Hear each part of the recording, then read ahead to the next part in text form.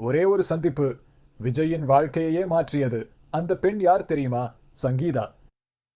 பூவே உனக்காக படத்தை பார்த்த பிறகு லண்டனில் வசித்து வந்த சங்கீதா விஜயின் தீவிர ரசிகையாக மாறினார். அதன் பிறகு தனது அக்காவுடன் சேர்ந்து காலமெல்லாம் காத்திருப்பேன் படத்தின் படப்பிடிப்பு தளத்திற்கு விஜயை நேரில் சந்திக்க வந்தார். அந்த சந்திப்புக்கு பிறகு விஜயின் பெற்றோரையும் வீட்டில் சென்று மரியாதையாக சந்தித்து பேசிவிட்டு மீண்டும் லண்டன் திரும்பினார். அப்போது திருமணம் பற்றிய எந்த எண்ணமும் இரு குடும்பத்தினருக்கும் இல்லை. சில வருடங்கள் கழித்து மீண்டும் விஜயை சந்திக்க சங்கீதா இந்தியா வந்திருந்தார்.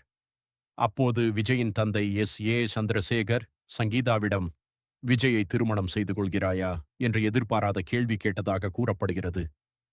அந்த கேள்வியால் சங்கீதா ஒரு நிமிடம் என்ன பதில் சொல்வது என்று தெரியாமல் திகைத்துப் போனாராம். பிறகு இதே விஷயத்தை விஜயிடம் கேட்டபோது யோசித்து சொல்கிறேன் என்று கூறியிருக்கிறார்.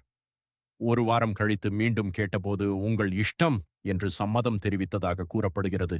அதன் பிறகு இரு குடும்பங்களின் சம்மதத்துடன் விஜய் சங்கீதா திருமணம் நடைபெற்றது.